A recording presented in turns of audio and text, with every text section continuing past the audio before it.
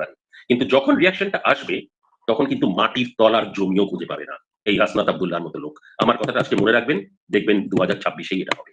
Statement গুলোকে আমি লুডিক্রিয়াস এবং অত্যন্ত বড়ভাবে আমি এটাকে নিন্দা করি, এবং এটা যদি কোনোভাবেও এরা যদি কখনো চেষ্টাও করে বা এই ধরনের কোনো যদি স্টেপ নেয়, তাহলে কিন্তু খুব ভুল ভ্রান্তিতে আছে যে ভারত চুপচাপ বসে থাকবে। এইটুকু বলে দিলাম। আমরা দেখতে পাচ্ছি আপনি যে হাসনাত আব্দুল্লাহর কথা যেহেতু বলেছেন, আমিও প্রশ্নটা করতে চেয়েছিলাম যে সকালবেলা, দুপুরবেলা, বিকেলবেলা, সন্ধ্যাবেলা ৪ বেলা নাস্তা করে ভারতকে পরোটার মতো ভেজে ভেজে উল্টে পাল্টে তারা মানে চাচ্ছে ভারত কেন তাদেরকে লাথি দিচ্ছে না পাছায়, তারা চাচ্ছে কান ডলা কেন দিচ্ছে না, এত এনার্জি কোথায় পায়? সেভেন সিস্টার কি হাতের মোয়া যে ওরা চাইলেও আলাদা করে ফেলবে? আর সেভেন সিস্টারের যে স্থানীয় জনগণ তারা তাদের হাতে তুলে দিবে, তারা কি বলেছে কোথাও?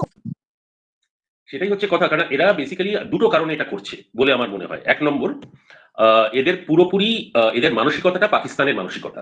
এক নম্বর পরিষ্কার, এটা পুরোপুরি এদের পাকিস্তানের মানসিকতা নিয়ে কাজগুলো করছে বা কথাবার্তাগুলো বলছে। এক নম্বর। দু নম্বর, এগুলো ইচ্ছে করে করছে যাতে ওরা চায় যে ভারতের তরফ থেকে কোনো একটা স্টেপ ভারত নিক, যেটাকে যুক্তি করে ভারতের বিরুদ্ধে আন্তর্জাতিক স্তরে কোনো একটা কথা বলা যেতে পারে।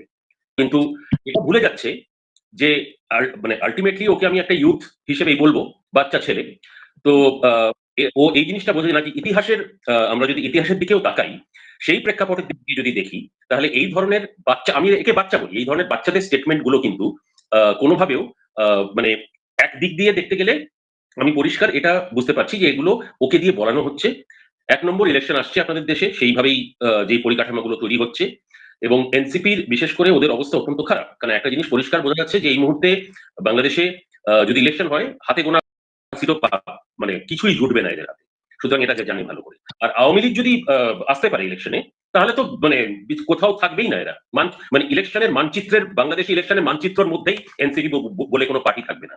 সুতরাং সেদিক থেকে দেখতে হলে এটাকে আমি মানে যেন তেন প্রকারেণ এরা নিজেদের মানে মাটিটাকে ধরে রাখতে চাইছে।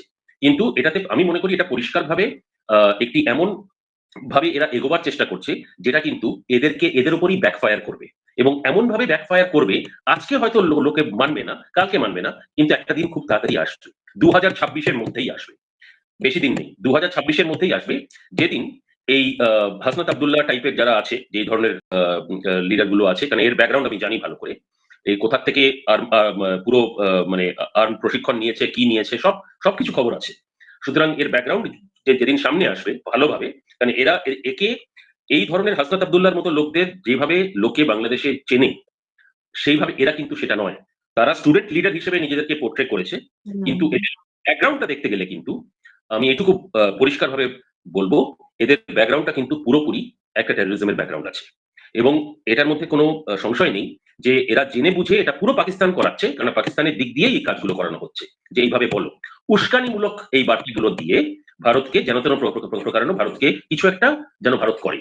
কিন্তু এটা ভুলে যাচ্ছে যে ডিপ্লোমেসিতে, কূটনীতির মধ্যে যেটা সবচেয়ে বড় ব্যাপার, যে আমরা মানে রিয়াকশন গুলো অ্যাকশন হলে যে রিয়াকশন হবে তার মানে নেই, রিয়াকশনটা আজকে হতে হবে তার মানে নেই, রিয়াকশনটা 6 মাস 9 মাস 1 বছর পরেও হতে পারে, কিন্তু যখন রিয়াকশনটা আসবে তখন কিন্তু মাটির তলার জমিও খুঁজে পাবে না এই হাসনাত আব্দুল্লাহর মতো লোক। আমার কথাটা আজকে মনে রাখবেন, দেখবেন 2026-এই এটা হবে।